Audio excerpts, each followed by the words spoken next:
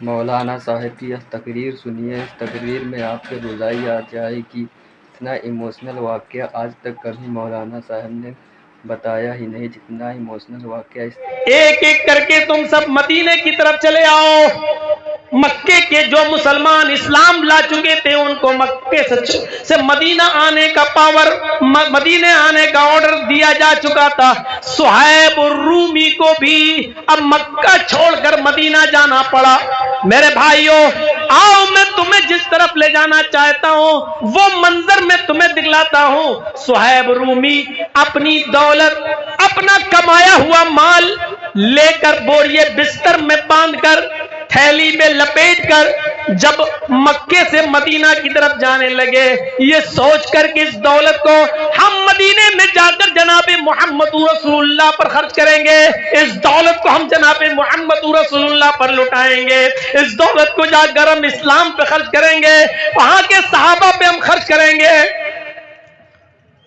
جیسے ہی مدینے جانے کے لیے تیار ہوئے، گھوڑا تیار کیا، سواری تیار کی، مکے کے لوگوں نے، مکے کے کافروں نے، مکے کے قریشیوں نے گھیر لیا۔ اے صہیب کہاں جا رہے ہو؟ کہاں مدینے جا رہا ہوں۔ جاؤ، مبارک ہو مدینے جانا، تم نے فیصلہ کر لیا ہے تو ہم کون ہوتے ہیں روکنے والے؟ جاؤ مدینہ۔ لیکن یہ بتاؤ تھیلی میں کیا ہے، پوڈری میں کیا ہے؟ جواب دیا اس پوڈری کے اندر میری محنت کی کمائی ہے۔ کہا تم تو جب روم سے آئے تھے تو کیا لے کر آئے تھے؟ کہا کچھ نہیں، ماں باپ نے اسلام لانے کے جرم میں سب چھین لیا تھا، میں خالی ہاتھ آیا تھا مکے میں۔ کہا کہ یہ ساری دولت تم نے مکے میں کمائی ہے نا؟ کہ ہاں۔ یہاں سے بزنس کر کے کمائی ہے نا؟ ہاں۔ ہمارے بھائیوں کے ساتھ مل کے کمایا ہے نا؟ ہاں۔ تو پھر اس دولت کو، اس مال کو ہم تمہیں مدینے میں نہیں لے جانے دیں گے، کیونکہ یہ مکے سے کمائی ہوئی کمائی ہے، یہ مکے کی بزنس کی برکت ہے جو تم اپنے ساتھ لے کے جا رہے ہو۔ محنت مکے میں کرو، کماؤ مکے میں، اور اپنی محنت کی کمائی لے کر جاؤ گے مکے سے مدینہ، یہ نہیں ہو سکتا ہے۔ اگر مدینے جانا ہے تو اپنی زندگی بھر کی کمائی، اپنی پوری محنت کی کمائی کو چھوڑ دو، مکے ہمارے حوالے کرو۔ اب بولو کمائی چھوڑو گے یا مدینے جاؤ گے؟ سوچا تھا لچر پچر ایمان ہوگا، اتنی محنت کی کمائی اور گاڑی کمائی وہ نہیں چھوڑے گا، اس لیے وہ خود بھی نہیں جائے گا اور دوسروں کو بھی نہیں جانے دے گا۔ کہا بولو کمائی چھوڑتے ہو یا محمد کا دین؟ کہتے ہیں نادانوں۔ کیا جواب تھا؟ کہتے ہیں نادانوں شرم کرو، نادانوں شرم کرو، حیا نہیں آتی تمہیں؟ میرے ایمان کا سودا کرتے ہو، میرے اسلام کا سودا کرتے ہو۔ ارے اگر میں نے اس دولت سے بھی 1000 گنا زیادہ دولت کمائی ہوتی اور تم نے یہ کہا ہوتا کہ اسلام کو چھوڑو گے یا یہ دولت، تو میں اس دولت پر لات مار دیتا۔ یہ تمہاری مکے سے میری کمائی ہوئی دولت تمہارے نام قربان، نچھاور کرتا ہوں تم پر، لیکن میں محمد کے دین کو نہیں چھوڑ سکتا، محمد کے مذہب کو نہیں چھوڑ سکتا، محمد کے راستے کو نہیں چھوڑ سکتا۔ حضرت صہیب رومی نے ساری دولت چھوڑ دی اور پھر مکے سے مدینہ ہجرت کر کے چلے گئے۔ اللہ کے نبی نے پوچھا اے صہیب کیا لے کر آئے ہو؟ فرمایا اے اللہ کے نبی ساری زندگی کی کمائی ہوئی دولت مکے والوں نے چھین لی، مکے میں کمائی ہوئی دولت تو نچھاور کر کے، قربان کر کے اور اسلام بچا کر واپس آ گیا ہوں۔ اللہ کے نبی نے جو جواب دیا وہ جواب یہ تھا اے صہیب اگر دولت چھوڑ دی اور اسلام بچا لیا تو یہ سودا مہنگا نہیں ہے، بہت سستے میں تم نپٹ گئے ہو، یہ سودا مہنگا نہیں ہے، بہت سستے میں تم نپٹ گئے ہو۔ میرے پیارے ساتھیوں اسلام قربانیاں مانگتا ہے، تم شراب نہیں چھوڑ سکتے ہو مسلمان کہلاتے ہو، جوا نہیں چھوڑ سکتے اور مسلمان کہلاتے ہو، تمہاری بیٹیاں اور مائیں بہنیں بے پردگی نہیں چھوڑ سکتی اور اس مسلمان کہلاتے ہو، شرم نہیں آتی چاہیے ہمیں اور آپ کو. ہم اپنے آپ کو ایسا مسلمان کہلوا رہے ہیں اور پوچھو قربانی کیا دی ہے؟ قربانی ہم نے کچھ نہیں دی ہے. ہم اپنے گھر میں اپنی ماں بہن بیٹیوں سے اسلام نافذ نہیں کروا پائے ہیں. ہم اپنے گاؤں میں اسلام کیا نافذ کریں گے؟ ہم اپنے سماج میں کیا اسلام نافذ کریں گے؟ ہم اپنے سماج میں کیا اسلام نافذ کریں گے؟ میرے پیارے ساتھیو، ہمیں اور آپ کو غور کرنا چاہیے کہ اسلام قربانیاں مانگتا ہے، قربانیاں. اور دنیا میں امن ایسے قائم نہیں ہوتا ہے. اسلام نے جو اصول بتائے ان اصولوں پر چلو. کیا یہ امن ہمیں بتائیں گے دنیا میں امن؟ امن جانتے ہو؟ ایک شخص آتا ہے عدی بن حاتم، بخاری شریف کی جو حدیث اب میں سنانے جا رہا ہوں اس کو سن لیجئے گا، بڑی پیاری روایت ہے. عدی بن حاتم اس واقعے کے راوی ہیں. وہ کہتے ہیں اللہ کے نبی صلی اللہ علیہ وسلم اپنے چند صحابہ کے ساتھ بیٹھے ہوئے تھے. دیکھیے امن کیسے قائم ہوتا. ایک صحابی آئے اور اللہ کے رسول کے کان میں کچھ کہا. انہوں نے کہا اللہ کے نبی صلی اللہ علیہ وسلم خون ریزی ہو رہی ہے، قتل و قتال ہو رہا ہے، چاروں طرف بدامنی پھیلی ہوئی ہے، ہماری جانیں جا رہی ہیں. آپ نے ان کی بات کو سنا اور ان سے کہا بیٹھ جاؤ. اتنے میں دوسرے ایک صحابی اٹھے اور انہوں نے بھی نبی اکرم کے کان میں کچھ کہا. انہوں نے جو بات کہی اس کو امام بخاری نقل کرتے ہیں. دوسرے صحابی نے کہا اللہ کے رسول رہزنی بہت ہو رہی ہے، چوری بہت ہو رہی ہے، ڈکیتی بہت ہو رہی ہے، جو قافلہ راستوں سے آتا ہے ان کو لوٹ لیا جاتا ہے، رہزنی ہو رہی ہے، قتل و قتال ہے، ان کو قتل کر کے مال لوٹ لیا جاتا ہے. غور کیجئے کون سا زمانہ تھا وہ اور شکایت کب ہو رہی ہے. یہ واقعہ جو میں سنانے جا رہا ہوں حکمرانوں کے لیے آئیڈیل ہے، ماڈل ہے. وہ سنیں اللہ کے نبی نے کیا جواب دیا. راستے میں جو آ رہا ہے قتل ہو رہا ہے، جس کے پاس مال تجارت یا سامان ہے تو چاقو اور تلوار دکھا کر لوٹ لیا جا رہا ہے. یہ دو شکایتیں اللہ کے نبی سے کی جا رہی ہیں اور اللہ کے نبی صلی اللہ علیہ وسلم کیا فرماتے ہیں؟ لوگوں سنو، اے عادی سننا، میرے بعد اگر تم زندہ رہو گے، بخاری شریف کی حدیث، میرے بعد تم زندہ رہو گے تو تم دیکھو گے. کیا کہا آپ نے؟ ہیرا کا نام سنا ہے؟ حضرت عادی کہتے اللہ کے نبی نے کہا ہیرا شہر دیکھا، ہیرا شہر گئے ہو کبھی؟ کہا اللہ کے نبی گیا تو کبھی نہیں ہوں لیکن نام سنا ہے. ہیرا شہر. اللہ کے نبی نے کہا ہیرا شہر سے ایک عورت اکیلے چلے گی،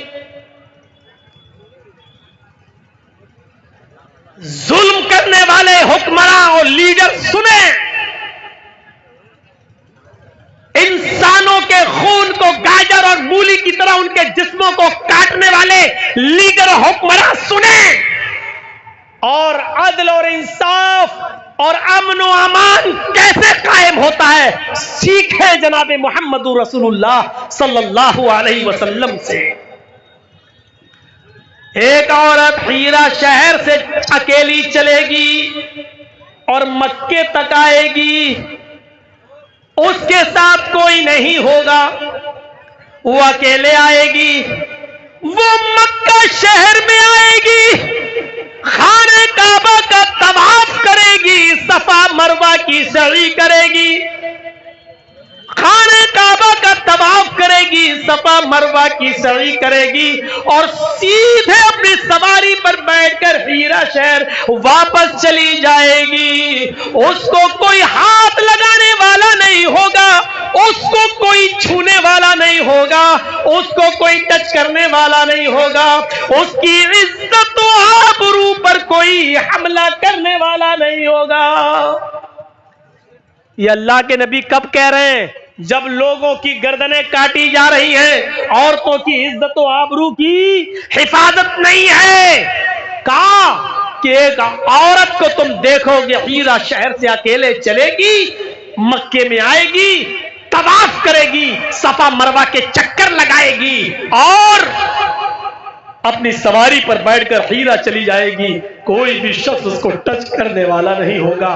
حضرت عدی ابن حاتم کہتے ہیں جب اللہ کے نبی نے مجھ سے یہ کہا کہ تم یہ زمانہ میرے بعد اگر زندہ رہو گے تو دیکھو گے، تو میں نے دل میں سوچا فَعَيْنَا دُعَارُ تَيْئِن، اللہ کے نبی کیسا مذاق کر رہے ہیں آپ، کیسی بات کر رہے ہیں؟ کہا نہیں میں نے، لیکن دل میں سوچا اے اللہ کے رسول یہ کیسا مذاق کر رہے ہیں، ایک عورت یا مرد کی تو عزت نہیں بچتی، مرد کی تو جان نہیں بچتی، ایک عورت اکیلی آئے گی اور چلی جائے گی۔ یہ قبیلہ بنو طے کے یہ قاتل، یہ لٹیرے، یہ راہزن کہاں چلے جائیں گے، یہ کہاں غائب ہو جائیں گے؟ یہ راستے میں کسی کو نہیں چھوڑتے ہیں، جس کو بھی دیکھتے ہیں لوٹ لیتے ہیں، اور جو ان کو مال نہ دے اس کو قتل کر دیتے ہیں۔ یہ کہاں چلے جائیں گے؟ یہ لوگ کہاں غائب ہو جائیں گے؟ ایسا ہوگا؟ یہ تو میری وہم و گمان میں بھی نہیں تھا، میں نے سوچا بھی نہیں تھا۔ پھر آپ نے دوسری بات کہی ہے عدی، تم اپنی آنکھوں سے دیکھو گے اگر میرے بعد زندہ رہے تو کسرا کے خزانے فتح ہو کر مکے میں آئیں گے، کسرا کے خزانے فتح ہو کر مکے میں آئیں گے۔ اللہ کے نبی صلی اللہ علیہ وسلم نے جب یہ کہا کہ کسرا کے خزانے فتح ہو کر مکے میں آئیں گے تو میں نے نبی کا چہرہ دیکھا، وہ کسرا جو بڑا طاقتور بادشاہ تھا اور جس کے بارے میں عقیدہ تھا لوگوں کا کہ ان کو کوئی فتح نہیں کر سکتا، ان کو کوئی جیت نہیں سکتا۔ مسلمانوں ہم نے ان چیزوں کو جیتا ہے، تم ہو کہاں؟ تم معمولی سا کشن گنج جیتنے کے لیے اتنا تڑپتے ہو، تم چاہو تو پورا بہار اپنی مٹھی میں لے سکتے ہو۔ یہ ہنر سیکھنا ہوگا تمہیں محمد الرسول اللہ سے، یہ ہنر سیکھنا ہوگا تمہیں شریعت سے، یہ کانفیڈنس اور یقین تمہیں لینا اور حاصل کرنا ہوگا صحابہ کرام سے۔ جب اللہ کے نبی نے یہ کہا کہ کسرا کے خزانے فتح ہو کر وہ مکے میں آئیں گے تو عدی ابن حاتم کہتے میں نے نبی کا چہرہ دیکھا اور میں نے کہا اللہ کے رسول کس کسرا کی بات کر رہے ہیں آپ؟ کون سے کسرا کی؟ کسرا ابن ہرمز، یہی کسرا جو بادشاہ ہے، اس بادشاہ کی بات کر رہے ہیں، کسرا ابن ہرمز کی۔ آپ نے فرمایا ہاں میں اسی کسرا، اسی بادشاہ کی بات کر رہا ہوں، اسی کسرا ابن ہرمز، اسی بادشاہ کے خزانے فتح ہو کر مکے میں آئیں گے، تم دیکھو گے، مدینے میں آئیں گے، تم دیکھو گے۔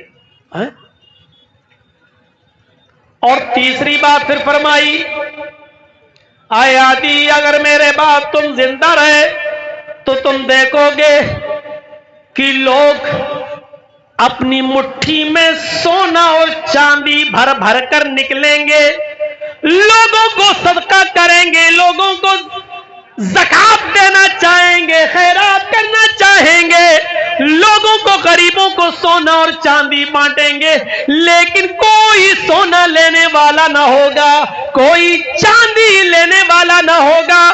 لوگوں کو تم دیکھو گے کہ وہ اپنی مٹھی میں سونا بھر بھر کے، چاندی بھر بھر کے وہ لے جائیں گے صدقہ دینے کے لیے، لیکن صدقہ قبول کرنے والا کوئی غریب نہیں ملے گا، صدقہ قبول کرنے والا کوئی غریب انسان نہیں ملے گا، یعنی سونا اور چاندی لینے والے لوگ نہیں ملیں گے۔ اللہ کے نبی تو اس دنیا میں نہیں رہے۔ عدی ابن حاتم نے اپنے دوست کو، اپنے ساتھی کو بتایا کیا ہے میرے ساتھی غور سے سنو، دو چیزیں تو میں نے جناب محمد الرسول اللہ کی بتائی ہوئی اپنی زندگی میں دیکھ لی ہیں، دو چیزیں تو میری زندگی میں پوری ہو گئی ہیں۔ میں دیکھتا ہوں ملک شام سے، ہیرا شہر سے ایک عورت اکیلی آتی ہے، اپنی سواری پر بیٹھ کر آتی ہے اور وہ खाने काबा में तवाफ करती है, सफा मरवा की चक्कर लगाती है, सही करती है और फिर मुल्क शाम चली जाती है। उसको कोई टच करने वाला नहीं है, उसको कोई लूटने वाला नहीं है, उसको कोई इज्जत व आबरू पर हमला करने वाला नहीं है। वो आती है और चली जाती है। मैंने अपनी आंखों से ये दिन भी देखा है और मैंने ये चीज भी देख ली है कि हजरत उमर फारूक के जमाने में किसरा इब्ने हुरमुज का खजाना भी लुट गया है, उसको भी शिकस्त दे दी है। हजरत उमर ने उसको भी शिकस्त दे दी है और किसरा का वो खजाना पूरा का पूरा लुट कर फतह होकर वो मदीने चला आया है। मैंने किसरा इब्ने हुरमुज का खजाना भी मैंने मदीने आते हुए देख लिया है। नबी की ये 2 पेशीन गोइयां तो मेरी जिंदगी में पूरी हो गई हैं, एक पेशीन गोई रह गई है। अगर मेरे बाद तुम जिंदा रहोगे तो तुम देखोगे कि लोग सोने और चांदी को मुट्ठी में भर भर के ले जाएंगे कि इसकी ज़कात दे दें, सदका दे दें, खैरात दे दें, लेकिन कोई लेने वाला नहीं होगा। मेरे भाइयों, कयामत की निशानियों में से एक निशानी ये बताई अल्लाह के नबी ने, जब कयामत आएगी तो कुर्ब कयामत जमीन से सोना निकलेगा, चांदी निकलेगी, जमीन उगल देगी, सोना और चांदी को बाहर फेंक देगी। लेकिन लोग इतने अमीर और पैसे वाले होंगे कि जमीन पर पड़ा हुआ सोना नहीं उठाएंगे, जमीन पर पड़ी हुई चांदी नहीं। जिस सोने और चांदी के लिए आज तुम अपने ज़मीरों को बेचते हो, अपनी हया को बेचते हो, अपनी वफा को बेचते हो, मेरे भाइयों, वो सोना और चांदी जमीन पर पड़ा होगा लेकिन कोई उठाने वाला नहीं होगा। ये शाम से एक औरत अकेली आती है और हज करके उम्रा करके वापस चली जाती है। जानते हो ऐसा क्यों हुआ? क्योंकि अल्लाह के रसूल ने इंसाफ कायम कर दिया था, अदल कायम कर दिया था, इंसाफ का बोलबाला कायम कर दिया था।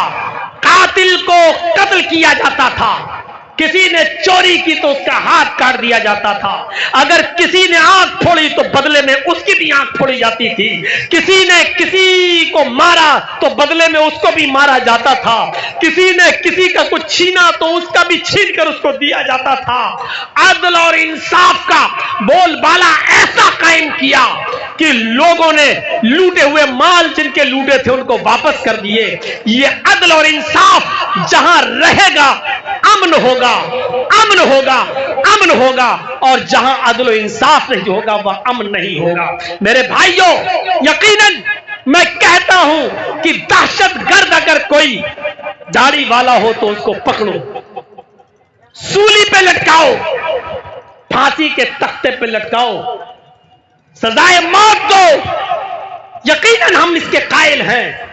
लेकिन अगर वो टीकाधारी हो या मक्का मस्जिद पर बम ब्लास्ट का जिम्मेदार हो तो उसको भी सजाए मौत मिलनी चाहिए। यह अदल का तकाजा है, यही अदल का तकाजा है मेरे भाइयों।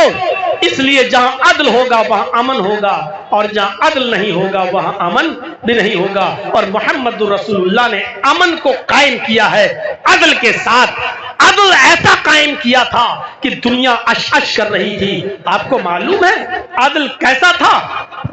अल्लाह के नबी ने जो अदल कायम किया, उस अदल की एक जीती जागती मिसाल मैं आपको सुनाना चाहता हूं। आओ, ये अदल की मिसालें तुमने तकरीरों में नहीं सुनी होंगी, जलसों में आपको नहीं बताई गई होंगी, हुक्मरानों को बताओ। मैं चाहता था कि ये अदल के वाकयात जब मैं बताऊं तो ये मंत्री और ये नेता और ये मिनिस्टर सब रहें, लेकिन अफसोस तो ये है कि मुझे तकरीर का नंबर बाद में दिया जाता है। तकलीफ ये होती है कि मुझे सुनना तो सबकी पड़ती है, मेरी नहीं सुनते। मैं चाहता हूं कि ये सुने और इनको बताया जाए कि हम ऐसे आदल के खुगर हैं और ऐसे आदल के कायल हैं। ये अदल अगर कांग्रेस करेगी तो हम उसके साथ हैं, ये अदल अगर बीजेपी करेगी तो हम उसके भी साथ हैं, ये अदल अगर जेडीयू करेगी तो हम उसके भी साथ हैं, ये अदल अगर आरजेडी करेगी तो ہم اس کے بھی ساتھ ہیں. یہ عدل ہمیں چاہیے اور یہ انصاف ہمیں چاہیے کہ جو بھی ہو اس کو برابر کی سزا ملنی چاہیے. کسی کے ساتھ کچھ, کسی کے ساتھ کچھ, ایسا نہیں ہے میرے بھائیوں. اس لیے میں کہتا ہوں کہ اگر اتر پردیش کے اندر NRC اور CAA کے خلاف احتجاج کرنے والے اور اس میں سرکاری سمپتیوں کا نقصان پہنچانے والے لوگوں کے گھروں پر اگر بلڈوزر چلا ہے تو ٹرین اور ان کی پٹریوں کو توڑنے والے اور کسان آندولن کے موقع پر میرے بھائیوں جو سرکاری نقصان ہوا تھا ان کے گھروں پر بھی بلڈوزر چلنا چاہیے. کیوں نہیں چلتا ہے میرے بھائیوں؟ ہمارے ساتھ انیائے کیوں ہوتا ہے؟ ہمارے ساتھ بے انصافی کیوں ہوتی ہے؟ ہم یہی تو کہتے ہیں ہمارے ساتھ جو عدل کرے گا ہم اس کے ساتھ ہیں. اور یہی ہم کہتے ہیں بہار والوں, اچھا اور برا تم اچھی طریقے سے جانتے ہو. تمہارا اچھا اور برا کس میں ہے؟ کم نقصان دہ چیز کو آپ برداشت کر لینا, بڑے نقصان سے اپنے آپ کو بچا لینا, یہی میری ڈیمانڈ ہے اور یہی میرا اعلان ہے. میرے بھائیو, حضرت علی رضی اللہ تعالی عنہ بیٹھے ہیں, ان کا غلام قمبر وہاں بیٹھا ہوا ہے. حضرت علی کے کان میں ایک شخص آتا ہے اور کچھ بولتا ہے. دیکھ رہے ہیں آپ, حضرت علی کے کان میں کچھ کہا اس نے. حضرت علی نے کہا کہ تم اس بات کو قبول کرتے ہو؟ اس نے کہا جی. حضرت علی نے اپنے غلام قمبر سے کہا, بخاری شریف کی حدیث ہے, اپنے غلام قمبر سے کہا جاؤ اس کو کوڑے لگاؤ, اور بتا دیا اتنے کوڑے لگاؤ.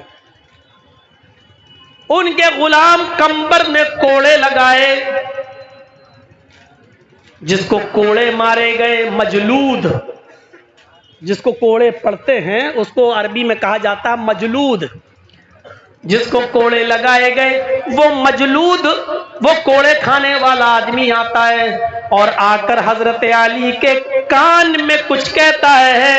حضرت علی نے اپنے غلام قمبر کو بلایا, ادھر آؤ, میں نے تم سے اتنے کوڑے مارنے کے لیے کہا ہے. اس مجلود نے شکایت کی ہے کہ 3 کوڑے تم نے اس کو زیادہ مار دیے ہیں. 3 کوڑے تم نے اس کو زیادہ مار دیے. قمبر نے بھی اپنے جرم کا اعتراف کیا, گنتی بھول گیا, بھول چوک ہو گئی, اور مجھے بھی اس بات کا احساس ہو رہا ہے کہ شاید 3 کوڑے اس کو زیادہ لگ گئے ہیں. حضرت علی نے اس مجلود سے کہا جس کو 3 کوڑے زیادہ لگ گئے تھے, اب اس سے کہا اپنے ہاتھ میں کوڑا لو, اور اس قمبر سے اپنے غلام سے کہا تم کھڑے ہو جاؤ, اور کہا کہ جو 3 کوڑے اس نے تمہیں زیادہ مارے تم بھی اس سے اپنا بدلہ لے لو, تم بھی اس سے اپنا انتقام لے لو. اس مجلود نے 3 کوڑے حضرت علی کے غلام کو مارے. پورے مجمع میں بھری عدالت یہ منظر دیکھ رہی تھی. حضرت علی نے اپنے غلام کو بھی 3 کوڑے پڑوائے, جبکہ کوڑے کھانے والا آدمی مسلمان نہیں تھا, وہ غیر مسلم تھا. اس نے اپنے جرم کو قبول کر لیا تھا کہ میں نے ایسا کیا. حضرت علی نے کہا جاؤ اتنے کوڑے مارو, اس نے 3 کوڑے زیادہ مار دیے. حضرت علی سے اس نے کہا مجھے 3 کوڑے زیادہ پڑ گئے.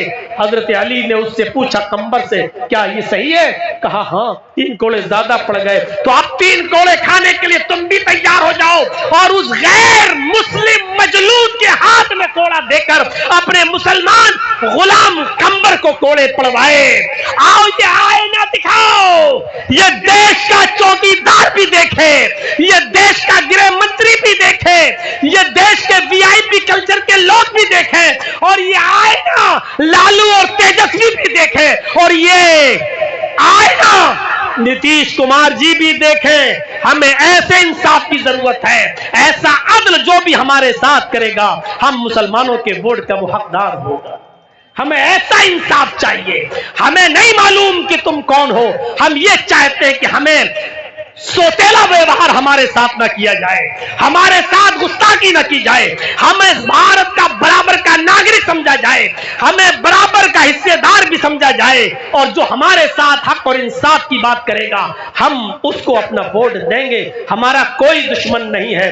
دشمنی اگر اپنے हाल और चाल से दिखाओगे तो हम इतने अंधे भी नहीं हैं कि हम उसको समझते नहीं हो। मेरे प्यारे साथियों, अल्लाह ताला ने हमें आंखें भी दी हैं और वोट कहां देना है उसके लिए हमें दिमाग भी दिया है। इसलिए हम आंखों से देखेंगे भी और दिमाग से हम काम भी लेंगे। इसलिए सुनते चलिए, हजरत अली ने अपने गुलाम कंबर को भी कोड़े लगवाए। कभी कभी आपने देखा होगा भीड़ में पुलिस लाठी चार्ज कर देती है। काजी शुरह की अदालत है, एक मुकदमे की सुनवाई है, उसमें गैर मुस्लिमों की भीड़ लगी हुई है, मुसलमानों की भी भीड़ लगी हुई है। और काजी शुरह जानते हो कौन काजी हैं? काजी शुरह वो है जिन्होंने अपने बेटे तक को सजा दी थी, अपने बेटे के खिलाफ भी सजा सुनाई थी। काजी शुरह वो है कि जब इनका बेटा मदरसे में पढ़ता था तो मदरसे के टीचर ने शिकायत की कि आपके बेटे ने किसी नाई से, हज्जाम से, बार्बर से बाल कटवाए और असर की नमाज का वक्त करीब था। जब वो बाल कटवा कर वापस आया तो असर की नमाज की जमात छूट चुकी थी। अगरचे उसने बाद में नमाज पढ़ ली लेकिन जमात छोड़ दी। तो काजी शुरह ने एक मोटा डंडा भेजा था और कहा था कि यह मुकदमा मेरी अदालत में आया है, इसलिए यह डंडा मैं भेज रहा हूं। इस लकड़ी से मेरे बेटे को इतना मारो कि यह लकड़ी जब तक टूटकर 3 हिस्सों में न बढ़ जाए, इस डंडे के 3 टुकड़े न हो जाएं, तब तक मेरे बेटे को पीटते रहो और उसको बताओ कि तुमने ऐसे तंग वक्त में बाल क्यों कटवाए। जब नमाज से असर का वक्त करीब था, असर की नमाज पढ़ने के बाद भी जा सकते थे, तुम्हारी जमात क्यों छूटी? मेरे भाइयों, ये वो काजी शुरह हैं जिन्होंने अदल और इंसाफ अपने बेटे के साथ भी किया था। इनकी एक अदालत में एक फैसले के दिन गैर मुस्लिम और मुसलमानों की भीड़ लगी हुई है, लोग देखना चाहते हैं। उसी भीड़ के अंदर दरबान ने, जो काजी शुरह का दरबान था, आजकल भी अदालत में लोग कहते हैं ना, जो लकड़ी पकड़े लिए खड़े रहते हैं और कहते हैं फला हाजिर हो, आओ तुम्हारा मुकदमा है।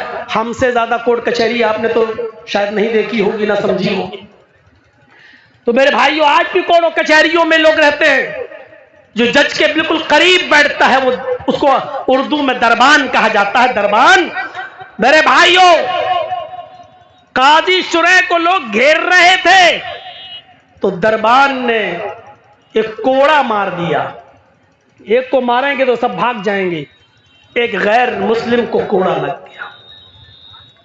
एक कोड़ा जैसी पड़ा, भीड़ तितर बितर हो गई, इधर उधर हो गई, लेकिन जिसको कोड़ा पड़ा वो वहीं खड़ा हो गया। काजी शुरह ने कहा कि भीड़ इधर उधर चली गई, तुम क्यों खड़े हो? उसने कहा, काजी साहब, आपकी अदालत में अभी अभी मेरा एक केस हम दर्ज करना चाहते हैं। तो क्या अभी अभी भीड़ को तितर बितर करने के लिए आपके दरबान ने कोड़ा मारा और वो पूरी भीड़ में ये कोड़ा मुझे लगा है? तो आपका दरबान ये भी कह सकता था कि मजमा है, भीड़ है, इधर उधर हो जाओ। पहले ऐलान करना चाहिए, अनाउंसमेंट होना चाहिए। भीड़ को भगाने के बहुत से तरीके हैं, लेकिन डायरेक्ट कोड़ा मार दिया गया। न कोई इंफॉर्मेशन दी गई, न ये कहा गया कि बैठ जाओ या खामोश हो जाओ या इधर अदालत से चले जाओ। इस तरीके की कोई आवाज नहीं लगाई। कोड़ा उठाया और कोड़ा डायरेक्ट मारा और वो कोड़ा मुझे लगा है। मुझे इंतकाम चाहिए, मुझे बदला चाहिए। काजी शुरह ने अपने दरबान को देखा, फरमाया, तुम्हारे खिलाफ मुकदमा दर्ज हो गया है, कटघरे में चलो। दरबान को कटघरे में खड़ा किया गया। पूछा, तुम अपनी सफाई में कुछ कहना चाहते हो? दरबान ने कहा, आपकी तरफ लोग बढ़ रहे थे, भीड़ को तितर बितर करने के लिए मैंने कोड़ा मारा, एक ही कोड़ा मारा जो इसको लग गया। कहा, क्या तुम इस कोड़े मारने का एतराफ करते हो? कहा, मैंने ये कोड़ा मारा है। कहा, अब तुम इधर आ जाओ। मजमे में अपने दरबान को खड़ा कर दिया और उस शिकायत करने वाले यहूदी के हाथ में कोड़ा दे दिया। कहा, इस दरबान ने तुम्हें जितनी जोर से कोड़ा मारा है, एक कोड़ा तुम भी इसको मारो। लिहाजा उस یہودی نے کوڑا اس دربان کو بھی مارا اور پورے مجمع نے یہ عدل دیکھا، یہ انصاف دیکھا۔ تو جب ایک یہودی اور قاضی کے دربان میں دربان کو مار رہا ہے، قاضی کے دربار میں دربان کو کوڑا مار رہا ہے، اور قاضی خود یہ فیصلہ سنا رہا ہے، یہ عدل دیکھیں گے تو امن کیوں نہیں ہوگا؟ ایسی جگہ پر امن تھا، ایسی جگہ پر انصاف تھا، ایسی جگہ پر خونریزی نہیں تھی۔ آج عدل نام کی کوئی چیز نہیں رہ گئی ہے۔ افسوس تو یہ ہوتا ہے کہ آج سپریم کورٹ کو مداخلت کرنا پڑتی ہے کہ اگر منی پور کے معاملے پر آپ نہیں بولیں گے تو ہم ایکشن لیں گے۔ غور کیجئے میرے بھائیوں، جو کام حکومتوں کا تھا، جو کام گورنمنٹ کا تھا، جو کام سرکاروں کا تھا، آج وہ کام سپریم کورٹ کو کرنا پڑ رہا ہے، اور یہ کہنا پڑ رہا ہے کہ یہ کام اگر تم نہیں کرو گے تو ہم کریں گے۔ یہ تصور کیجئے میرے بھائیوں کہ ہم کس طرف جا رہے ہیں اور کہاں ہم پہنچ گئے ہیں۔ خود چیف منسٹر کیسا ہوتا ہے آپ کو معلوم ہے؟ حضرت عمر فاروق پیشاب کر رہے ہیں، ایک نالی کے کنارے پر بیٹھ کر پیشاب کر رہے ہیں، پانی ان کے ہاتھ میں ہے، کسی نے دیکھا نہیں، اور ایک آدمی آواز لگاتے ہوئے آ گیا، امیر المومنین، امیر المومنین، امیر المومنین۔ اس کو پتا ہی نہیں کہ حضرت عمر پیشاب کر رہے ہیں۔ اگر مجھے معلوم ہو جائے کہ ایک آدمی پیشاب کر رہا ہے تو میں چلاؤں گا تھوڑی، میں یہ کہوں گا کہ وہ پیشاب کر کے ادھر آؤ، لیکن اس کو معلوم ہی نہیں۔ وہ نکلا اور کہتا ہے امیر المومنین، آئین امیر المومنین، امیر المومنین کہاں ہے؟ امیر المومنین، امیر المومنین۔ حضرت عمر کو بڑا غصہ آیا، کم بخت میں تو پیشاب کر رہا ہوں، یہ کون ہے چلا؟ آئے، کون چلا رہا تھا؟ کہ امیر المومنین میں گئے اور ایک تھپڑ دیا۔ کیا ہے؟ بس اتنا ہی تھا، وہ اپنی شکایت بھول گیا۔ اس نے کہا امیر المومنین، مجھے اس بات کا علم نہیں تھا کہ آپ استنجا کر رہے ہیں، آپ پیشاب کرنے کے لیے بیٹھے ہوئے ہیں۔ اگر مجھے اس بات کا علم ہوتا تو میں چیختا نہیں، چلاتا نہیں۔ بات ہی کچھ ایسی تھی کہ مجھے زور سے چیخنا پڑا، چلانا پڑا۔ آپ وہاں سے آئے اور بھرے مجمع میں سب کے سامنے آپ نے میرے چہرے پر ایک تھپڑ مار دیا ہے۔ آپ امیر المومنین ہیں، میں کچھ نہیں کہہ سکتا ہوں، بس اتنا ضرور کہوں گا کہ آپ تھوڑا سا غور کریں۔ آپ نے مجھے ناجائز تھپڑ تو نہیں مارا ہے، آپ نے مجھے تھپڑ مار کر کوئی غلطی تو نہیں کی، آپ اتنا سوچ لیجئے گا بس۔ حضرت عمر فاروق نے کہا کہ تم کو پتہ نہیں تھا؟ کہا نہیں۔ کہا ادھر آؤ۔ کون ہے؟ Chief minister. کون ہے؟ امیر المومنین۔ کون ہے؟ سنو، 22 لاکھ مربع میل پر جس کی حکومت ہو وہ کون ہے؟ بہار کا چیف منسٹر نہیں، جھارکھنڈ کا نہیں، بنگال کا نہیں، یو پی کا نہیں، 22 لاکھ مربع میل۔ سعودی بھی اس کے انڈر میں، شام بھی اس کے انڈر میں، عراق بھی اس کے انڈر میں، ایران بھی اس کے انڈر میں، اردن بھی اس کے انڈر میں، آذربائیجان بھی اس کے انڈر میں، مصر بھی اس کے انڈر میں، کویت بھی اس کے انڈر میں، اسرائیل اور فلسطین بھی اس کے انڈر میں۔ غور کیجئے، یہ سارے ملک اس کے انڈر میں۔ اتنی بڑی حکومت کا مالک، اتنی بڑی حکومت کا مالک، اور کیا کر رہا ہے؟ ادھر آؤ۔ عمر فاروق کا یہ گال تمہارے سامنے حاضر ہے۔ آئے بدوی، آئے دیہاتی، میں نے انجانے میں، لا علمی میں، غصے میں نے تمہارے چہرے پر تھپڑ مار دیا ہے۔ تم بھرے مجمع میں سب کے سامنے اپنا انتقام لے لو، اور جتنی زور سے میں نے تمہیں تھپڑ مارا ہے تم مجھے بھی تھپڑ مارو۔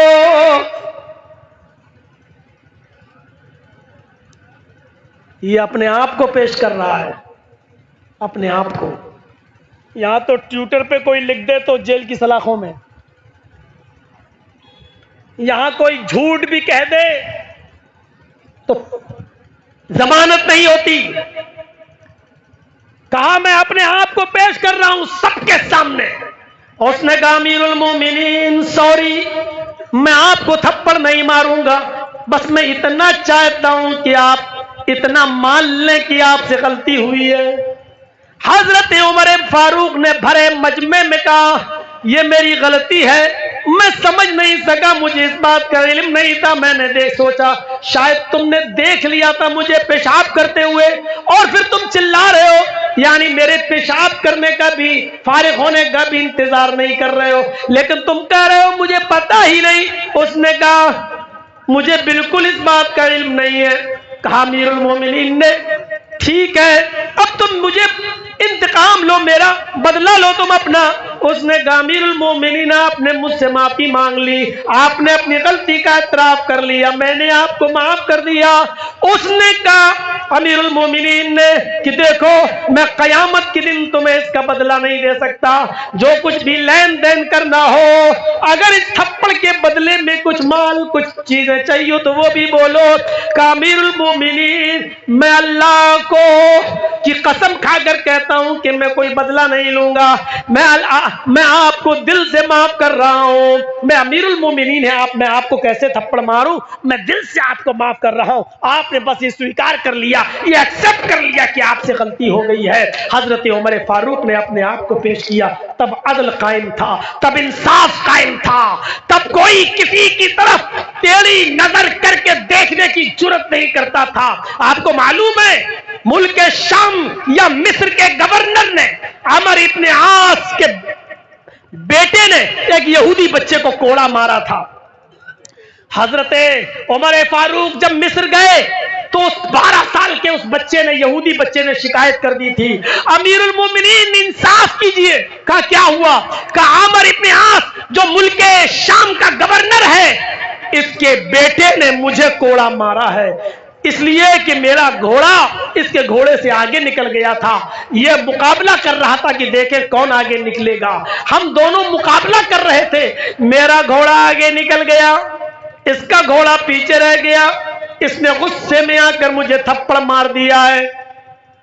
اور جب میں نے کہا کہ میں تمہاری شکایت گورنر سے کروں گا تو اس نے، ان کے بیٹے نے کہا میرا کوئی کچھ نہیں کر سکتا، میں اس گورنر کا بیٹا ہوں. آج کل یہی تو ہوتا ہے نا، جو بڑے لوگوں کے بیٹے ہیں وہ، میں گورنر کا بیٹا ہوں، میرا کوئی کچھ نہیں کر سکتا. حضرت عمر فاروق کی آنکھیں اسی وقت لال ہو گئی اور فرمایا یا عمر ابن عاص، اللہ نے لوگوں کو آزاد پیدا کیا ہے، تم نے اپنی عوام کو غلام کیسے بنا لیا؟ حضرت عمر ابن عاص نے کہا امیر المومنین مجھے نہیں معلوم، اس بچے نے میری عدالت میں کوئی مقدمہ ہی دائر نہیں کیا، اگر یہ مقدمہ میرے پاس آیا ہوتا تو میں ضرور انتقام دلواتا. آپ نے کہا نہیں، اب حضرت عمر فاروق کی عدالت میں مقدمہ آ گیا ہے. آپ نے کہا ہے اس بچے سے ڈراؤ، یہودی بچے کو کھڑا کیا اور عمر ابن عاص کے بچے سے پوچھا کیا یہ صحیح کہہ رہا ہے؟ اس نے اپنے جرم کا اقبال کیا کہ ہاں اس کا گھوڑا آگے نکل گیا تھا، میں نے اس کو ایک تھپڑ مار دیا. اس یہودی بچے سے کہا کہ ایک تھپڑ اس کے چہرے پر مارو، گورنر کے بیٹے پر تھپڑ مارو. یہودی بچہ، شام کے اندر حکومت ہماری مسلم حکومت، گورنر عمر ابن عاص، یہودی بچے کے ساتھ انصاف. غور کیجئے انصاف کیسا، یہودی بچے سے کہہ رہے ہیں کہ عمر ابن عاص کے بیٹے کو کوڑا مارو. عمر ابن عاص کے بیٹے کو اس یہودی لڑکے نے کوڑا مارا. پھر جلاد سے کہا ادھر آؤ، اپنے غلام سے کہا کہ تم ایک تھپڑ عمر ابن عاص کو مارو. عمر ابن عاص نے کہا امیر المومنین میری غلطی کیا ہے؟ جس نے کوڑا مارا اس کو کوڑا مار دیا گیا، جس نے تھپڑ مارا اس کو تھپڑ مار دیا گیا، اب مجھے کیوں کوڑا مارا جا رہا ہے؟ عمر ابن عاص کہا پہلے کوڑا کھاؤ.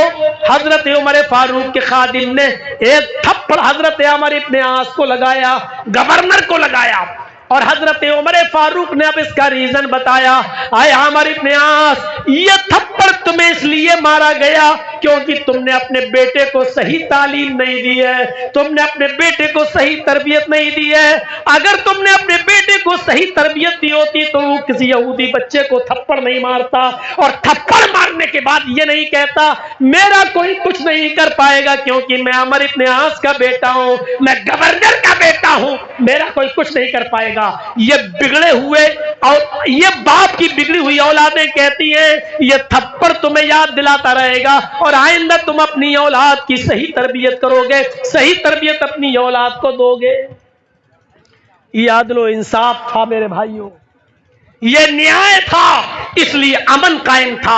اس لیے ملک شام سے ایک عورت اکیلی آتی ہے اور آج بھی خانہ کعبہ کا طواف کرتی ہے، عمرہ کرتی ہے، سعی کرتی ہے اور چلی جاتی ہے۔ یہ اسی امن و امان کا نتیجہ ہے کہ سعودی عرب کی سرزمین پر آج بھی اگر 10 ریال کا نوٹ بھی پڑا ہو تو کوئی اٹھانے والا نہیں ہوتا، چوری کرنے کی کسی کی جرت نہیں ہوتی، ریپ اور بلاکار کا نشان نہیں پایا جاتا ہے، وہاں چھوت چھات نہیں ہے، وہاں ذات اور برادری میں بٹے ہوئے لوگ نہیں ہیں، وہاں آج بھی امن ہے، آج بھی عدل ہے، آج بھی انصاف کا بول بالا ہے۔ یہ الگ بات ہے کہ ویسٹرن کلچر اور مغربی تہذیب نے اب ادھر بھی کچھ جڑیں جما لی ہیں اپنی، میرے پیارے ساتھیوں، لیکن ہم یہی چاہتے ہیں آپ سے، ہماری کسی سے کوئی دشمنی نہیں، ہمیں ہمارا حق چاہیے، جو ہمیں ہمارا حق دے گا ہم اس کے ہیں۔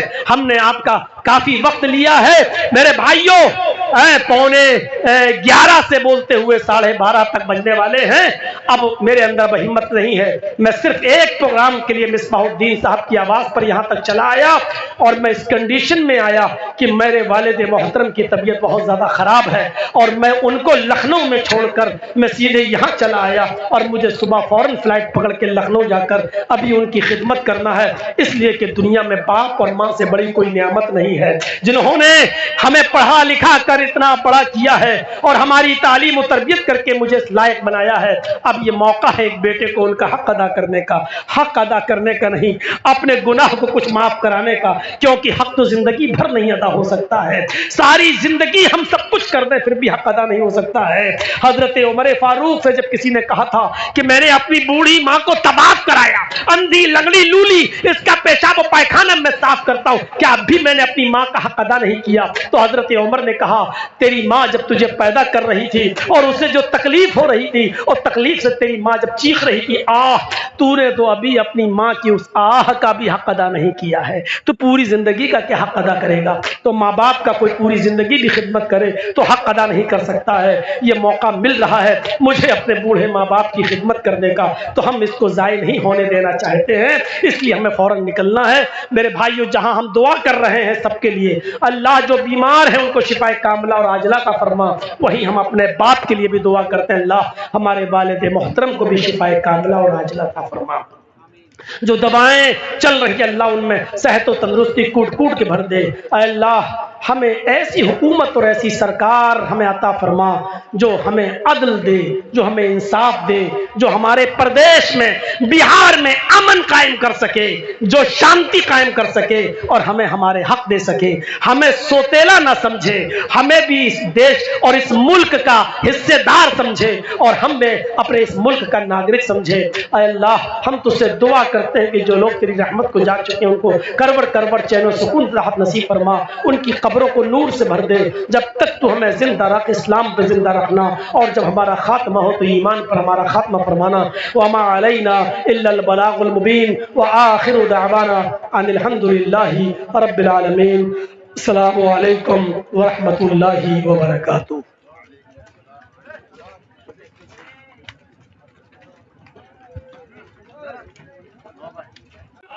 نہیں چلے گا۔ اب یہاں عقل مندی کیا کہتی ہے، یہاں دانش مندی کیا کہتی ہے، یہاں حکمت کیا کہتی ہے؟ یہاں حکمت کہتی ہے کہ ہاتھ کٹا کر اپنی جان بچا لو، ہاتھ کٹ جائے گا جان سلامت رہے گی، کم سے کم اپنی بیوی بچوں کا منہ تو دیکھتے رہو گے، کم سے کم اپنے بیوی بچوں کے پاس تو رہو گے، کم سے کم تمہاری بیوی اپنے ہاتھ سے تمہیں کھانا تو کھلا دے گی، کم سے کم تم اپنے بچوں کو پیار تو دے سکو گے۔ یہاں عقل مندی یہ کہتی ہے ہاتھ بھی پیارا جان بھی پیاری، لیکن قربانی دینے کی ضرورت پیش آ رہی ہے، تو تم ہاتھ دے دو اور جان بچا لو۔ ہاتھ دے کر جان بچانے کی قربانی، ہاتھ دے دو جان بچا لو، یہ قربانی دے دو گے تو یہی حکمت ہے، یہی دانش مندی ہے۔ میرے بھائیوں، آپ کو بھی انتخاب کے موقع پر اور الیکشن کے موقع پر یہی حکمت دیکھنا ہے، یہی دانش مندی دیکھنا ہے۔ جرجی صاحب، حل تو آپ بھی نہیں بتا رہے ہو، حل میرے پاس بھی نہیں ہے، اس لیے کہ کوئی ہمارا ہے ہی نہیں۔ ہم بھروسہ کریں تو کس پہ کریں؟ ہمارا کوئی ہے ہی نہیں۔ بس آپ کو یہ دیکھنا ہے نقصان کس میں کم ہے اور زیادہ نقصان کس میں ہے۔ یہ یاد رکھیے، آپ کا اپنا کوئی نہیں ہے، چاہے کتنے لوگ دعوے کریں، چاہے وہ دینی اسٹیج پر ہی دعوے کیوں نہ ہو رہے ہوں، چاہے وہ اسلامک اسٹیج پر ہی دعوے کیوں نہ ہو رہے ہوں، چاہے وہ ہمارے دعوے کرنے والے مسلمان ہی کیوں نہ ہوں، لیکن یہ یاد رکھیے گا کہ آپ کا اپنا کوئی نہیں ہے۔ یہ فیکٹ ہے، یہ سچائی ہے، آپ کا اپنا کوئی نہیں ہے۔ بس آپ کو یہ دیکھنا ہے کہ اس میں کم نقصان دہ کون ہے، سب سے کم نقصان کس سے ہے۔ جو سب سے کم نقصان دہ ہو اسی سے ہاتھ ملانا پڑے گا، کیونکہ بڑے نقصان سے اپنے آپ کو ہم بچا لیں۔ جیسے جان جانا بڑا نقصان ہے، ہاتھ جانا چھوٹا نقصان ہے، ہاتھ کٹا دو جان بچا لو۔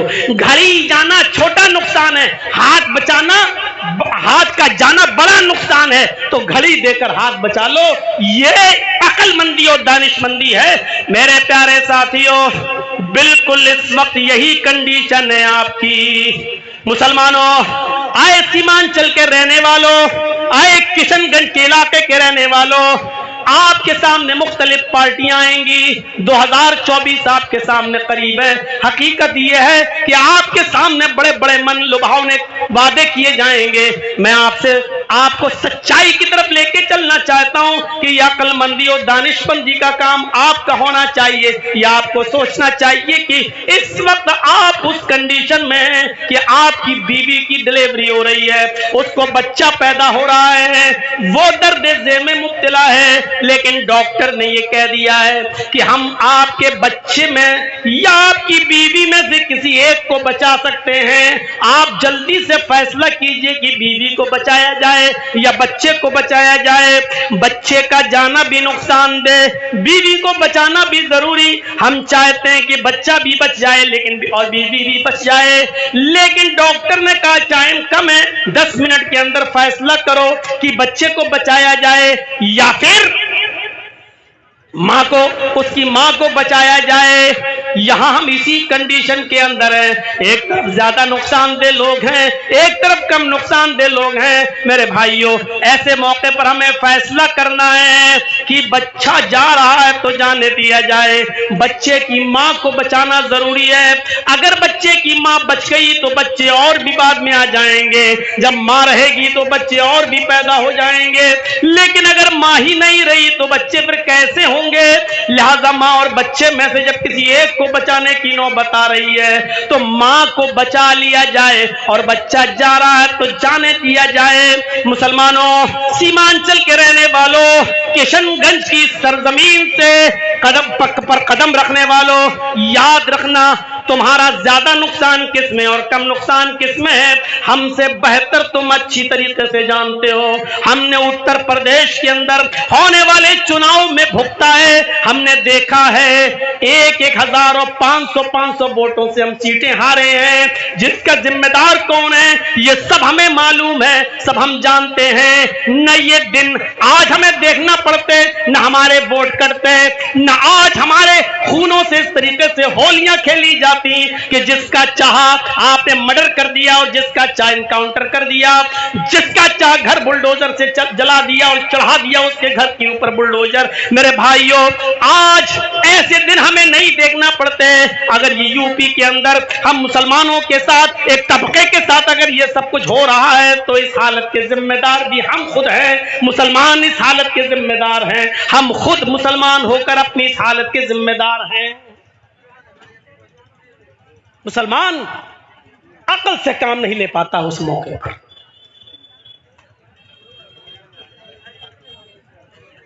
आप देख रहे हैं ना, व्यापारी परेशान, मजदूर परेशान, लेबर परेशान, महंगाई इतनी, आप सब देख रहे हैं। लेकिन इसके बावजूद सोशल मीडिया पे आप देखिए कसीदे अब भी गाए जा रहे हैं। और ऐसे ऐसे अंधभक्त मिलेंगे जो कहते हैं टमाटर 1000 रुपए किलो हो जाए तब भी खरीद लेंगे। कोई कहता है कि पेट्रोल 2000 रुपए किलो हो जाए तब भी खरीद लेंगे।